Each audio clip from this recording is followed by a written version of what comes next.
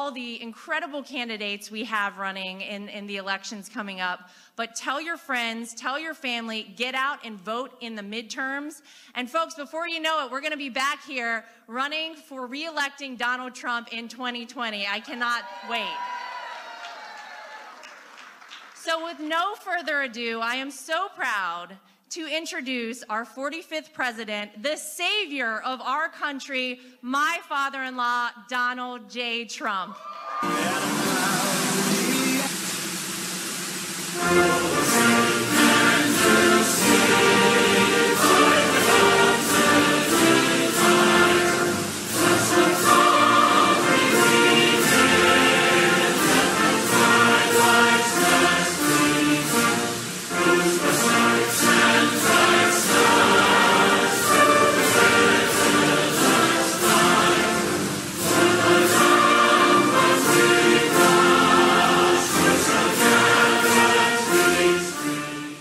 This is, wow.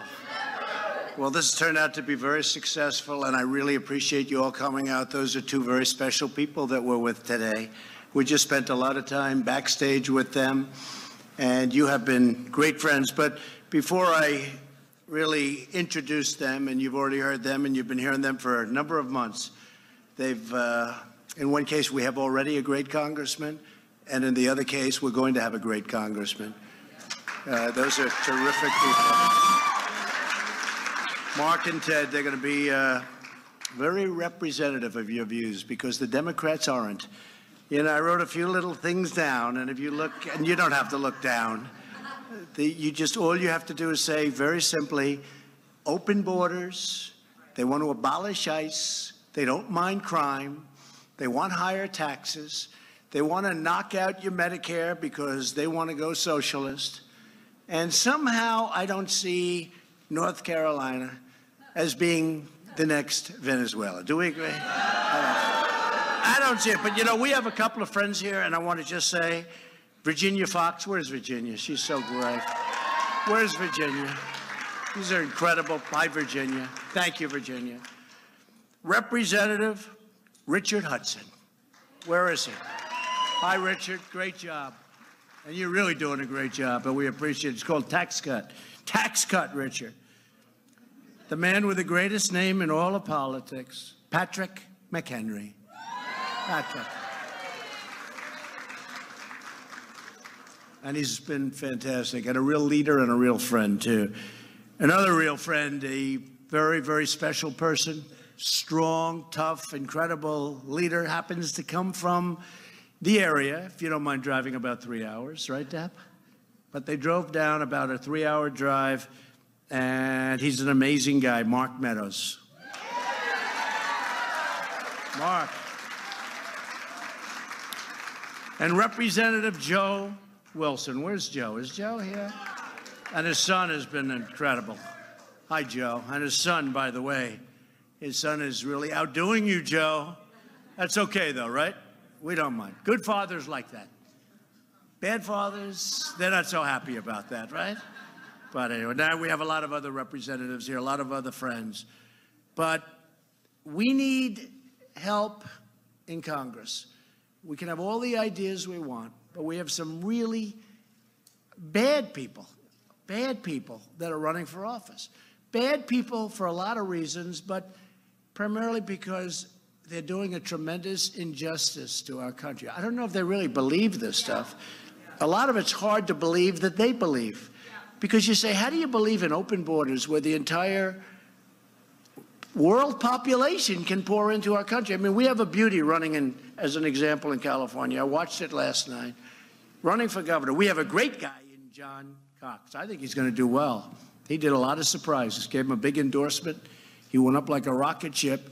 And he's fairly close. You know, in California, you're not supposed to win as a Republican. I don't quite understand that for statewide. But we have John Cox. He's doing fantastically. But the man who was favored, I guess, probably still favored, but he said he wants health care for everyone. He wants everything for everyone. He wants to open up the borders. He wants to take care of everybody. And I was just saying, what happens if the whole world decides to go to California? That means they're going to take care of the whole world, right? I guess. Where do you stop? You're going to take care of a lot of people, but they're not going to be able to do it very long because it's not going to work. So I just want to thank the two people that really we're here for today. Raised a lot of money, and you folks are the ones that did it. Ted Budd and Mark Harris. Really great. You know, Mark is really big on tax cuts, really big on your Second Amendment. Both of them are unbelievable when it comes to protecting and taking care of our military and our great vets. You know, we did a lot for the vets. Choice. We got choice approved. 46 years they tried to get choice approved. They couldn't do it. And we got it done. That means the vet goes in, he has to wait. You know, some of them wait online for 2 days, 5 days, 20 days, 30 days, 50 days. Some of them never get to see a doctor.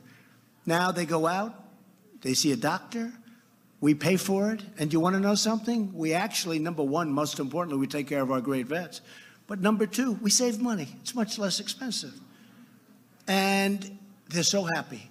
For 46 years, they've been trying to get it through. It's hard to get things through, but I'm good at getting things through. And Mark Meadows helped. Mark Meadows helped. And Patrick helped. They all helped. Everyone that I mentioned really helped. Virginia. And we got it through. And then we have so many other things that we got through. And I wrote down a list of elements that, frankly, people wouldn't believe. And a lot of it has to do with trade, where we're doing very well. We had a very serious violation today because I gave an interview to Bloomberg yesterday. And I said, off the record, some things about Canada. Nothing bad. Fortunately, that would have been. But the kind of a comment you'd make off the record. And it says, off the record, and I gave a statement. It actually said. And they gave it out. And it's a big story today. But here's the good news. At least Canada knows where I stand.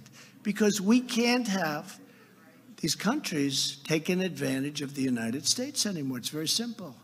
And we're not going to let that happen. And, you know, a man named Dan D'Amico, I've been working with this guy for like 20 years. Haven't seen him much. Does everyone know him? Yeah. Where's Dan? Is he around here? Come on. I didn't know him too much. I saw him a little while ago. I said, you're the guy that's been working on this thing like for 25 years. He's been working on more than any other single voice other than maybe mine, because I've been talking about it too. I was in the private sector, but I know when we're getting ripped off.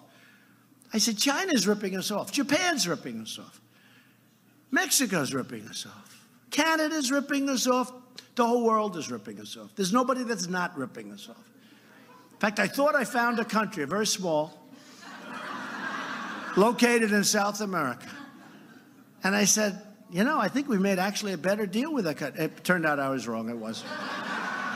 Because I was going to talk to the president. I was going to say, what's wrong with you? You're the only one. But turned out they made a very good deal, too. Now, the whole world is ripping us off. Last year, we had $817 billion trade deficit. Did you know that, Mr. Meadows? 817, not million, but billion. A year, 817. Anyway, Dan would be this voice. It was like a voice in the wilderness. And I looked at him today. I said, but you failed. He said, no, I didn't. You got elected president, and look what you've done. He's right. He didn't fail. You didn't fail. It took us a little longer than we thought, right? Because, you know, some things are so simple. You'd say, how could it be possible that people don't see it?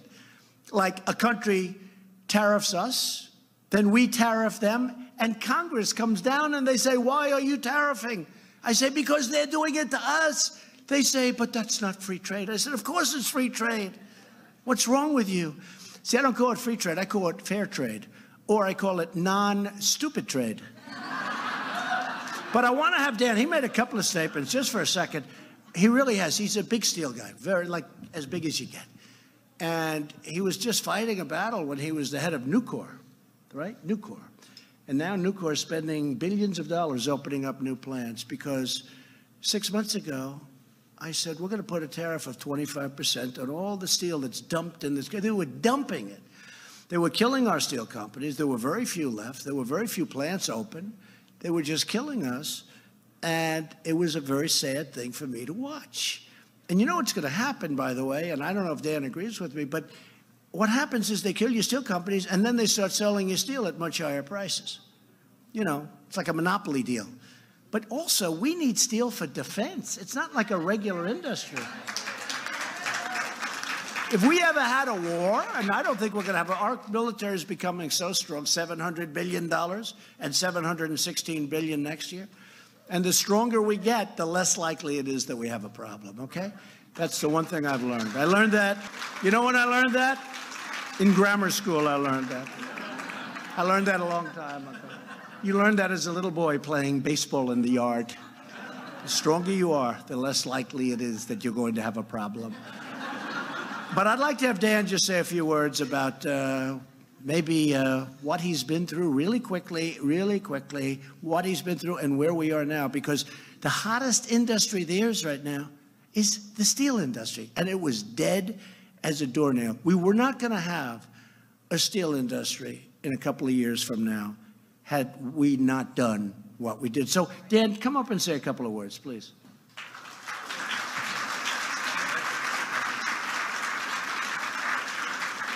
Thank you, President. Brief, I heard the word brief. Number one, if you don't think the steel prices will go through the roof after they destroyed the steel industry, look what China's doing to the world that they loaned money to in all the countries. And now they're in their debt and they're getting killed, all right? No, but the main reason I came here today, other than to support our two folks running for Congress, was to tell President Trump, thank you. As the Chairman Emeritus and former Chairman and CEO of Nucor, as the Chairman of the Coalition for Prosperous America, over 27,000 teammates at Nucor, we touched 4.6 million households at the Coalition for Prosperous America. I am here today to tell him on their behalf, thank you for living up to your election promises to the American people. Thank you. We won't let you go. Thank you, Dan. It's so great to see where, you know, one of Dan's competitors, U.S. Steel, I guess that was the biggest company in the world 50 or 60 years ago, and now it was, you know, it was very hurt, very badly hurt. And they're really back. And they announced they're opening up 7 or 8 new plants. They're going to do a lot more than that. Nucor's opening up plants all over the place. In many cases, they're brand new. I mean, they're spending $500 million, $750 million, all over the place. It's an incredible thing to see. I did ask Dan one question. If I didn't do what I'm doing, would you have opened up and be opening up new plants? He said, absolutely not. He said, absolutely not. We wouldn't be opening up, and it would be closing things, and we'd be closing probably the rest of it. But that's what was happening. We have a hot steel industry, and that's a great industry. We need it so badly. But I wrote down a few of the, and we don't have enough time because, you know, we'll, I don't know if this is on, is this live television? I can't believe it. Even every speech. See, anytime you see the red light on, that means you're live, and there's red lights. But I wrote down just a few things. And it's, these are, each little dot is a thing that we've already done. And we have page after page. There's 2 additional pages here. That's right. And it would take a long time to read them all, but just a few. Almost 4 million jobs created since the election. Think of it. And remember this.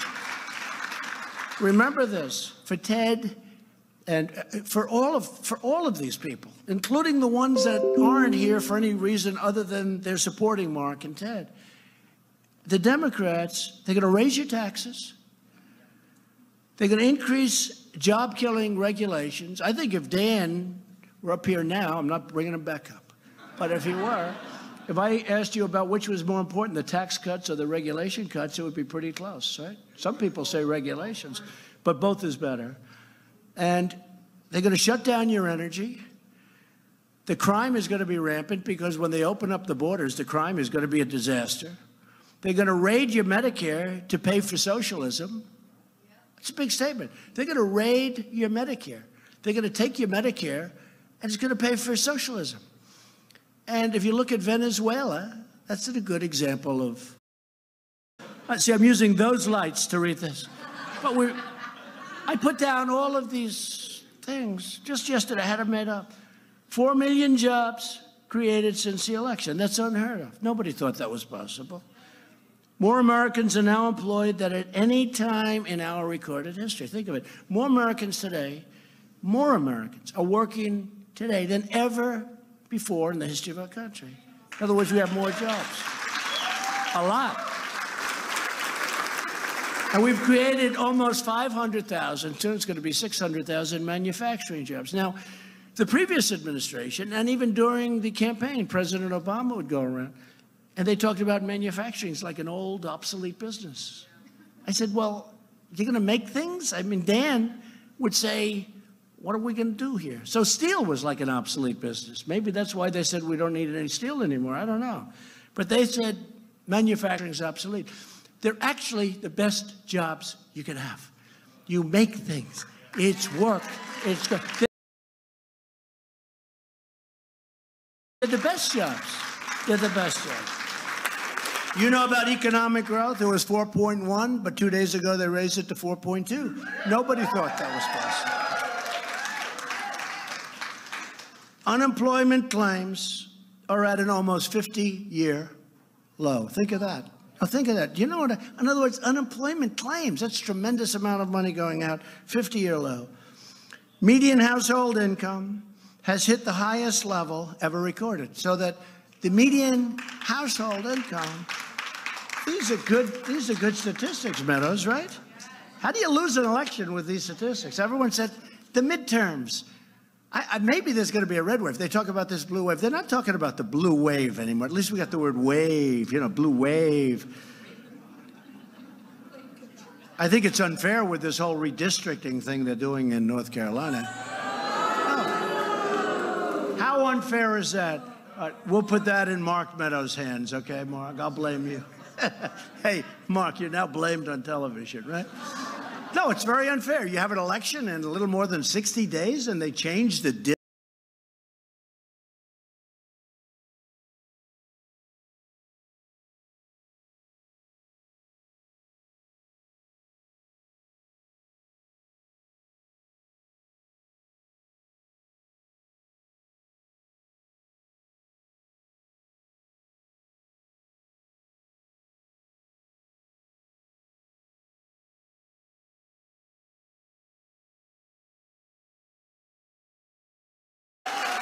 Hispanic American unemployment, the lowest rate ever recorded. Asian. Do we have any Asian Americans in the room? Please raise your hand. Are you working? Yes.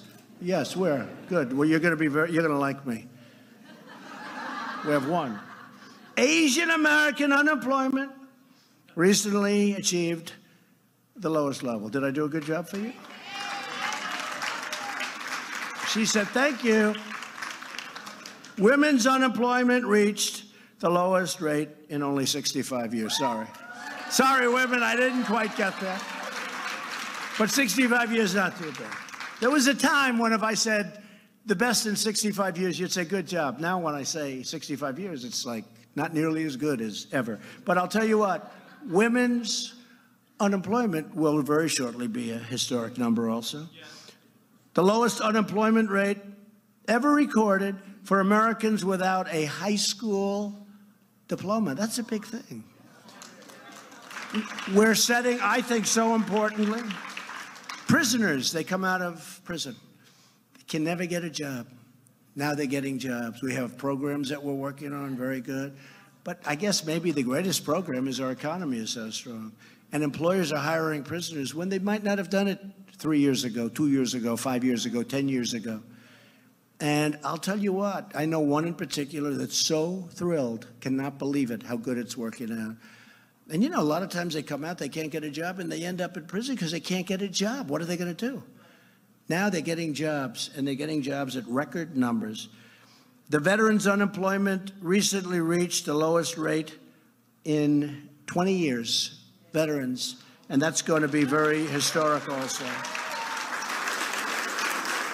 3.9 million Americans have been lifted off food stamps. This is just in a short period of time. We're training almost 5 million Americans to work in other places. We're doing it through great corporations, Walmart, FedEx. So many great companies are now spending a tremendous amount on teaching people, because they're doing it better than us. I mean, what are we going to do, open schools all over the place, which we do?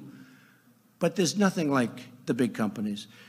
Retail sales surged last month, and it's one of the highest short of 2 years. I've got more regulations than any president of our country.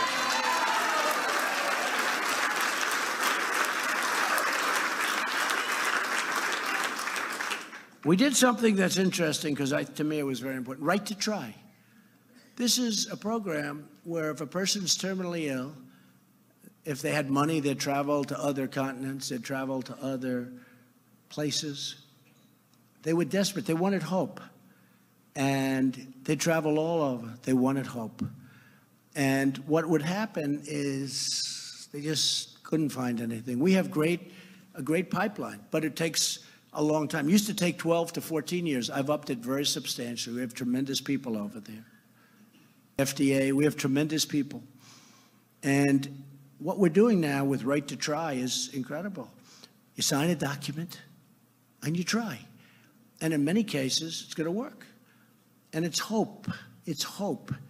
It's really something special. To me, that was very important. And it's not as easy as you think. Mark Meadows and all of these people worked so hard to get this done because, I mean, the insurance companies had problems. We got taken care of. The states had problems. The government had problems, liability problems. You give them something and they sue. I said, what's the purpose of not doing it? Well, sir, we don't want to get sued. Okay, that makes sense. But think of it. In some cases, they didn't want to give it because they didn't want to hurt the patient.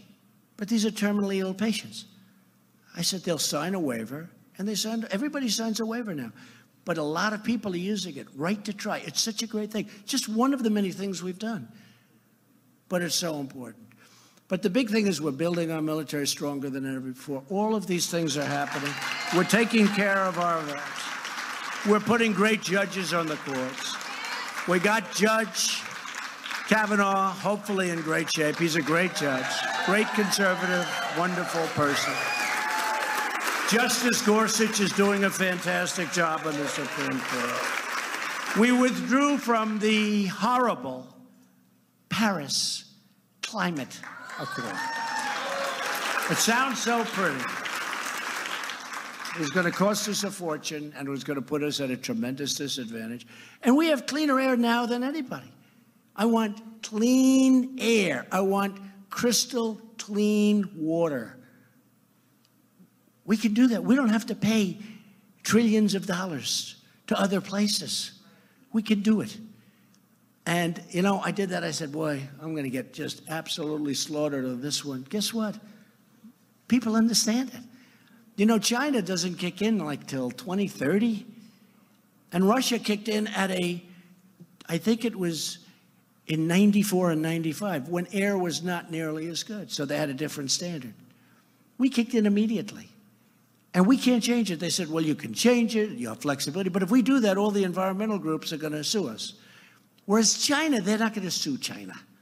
I have a feeling their environmental groups in China will not be suing President Xi. Okay? It's a little different system. What do you think? You think, Mark? Huh? We'll have Greenpeace. We'll have all these guys. In other words, they say you could change. Yeah, you can, but every time you change it, we'll get this massive lawsuits. They won't let you change. We would have had to actually close down many businesses in order to qualify by 2025. Did you hear about that? You know, we would have to close down businesses. Otherwise, we wouldn't have qualified. And we just can't. If we did, seriously, and this is called practicality, we will be sued. And so we got out of that one. We moved the U.S. Embassy to Jerusalem.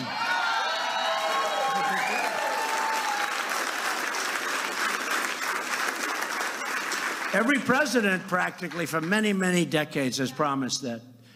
We're going to move, and I now understand it. We will move our embassy to Jerusalem. You take a look at Obama, take a look at Bush, take a look at every one of them, Clinton. We will move, I mean, with such surety. And then they say, when are you moving the embassy? What? What? The president. Mr. President, when are you moving the embassy to Jerusalem? Next question, please. And I understand it, actually, because you know what happened? When the word came out that we were getting close to doing it, I was called by every country. I was called by countries I never even heard of before. I was called by everybody. Please don't move. Please don't. Please don't. Please don't.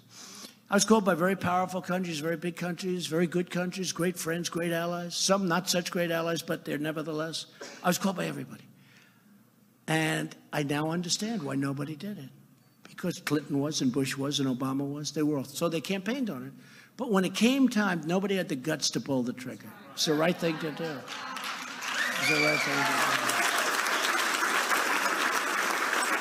So I was going to do it like on a Monday, and I was getting these calls. Dan knows this little trick. I was getting these calls, and we must speak to the president about Jerusalem. We must speak to him. Please, please, kings, queens, presidents, prime ministers, perhaps a couple of dictators. Everybody. We must speak to the president about Jerusalem. So what I did, I was going to do it on Monday. This is like on Thursday.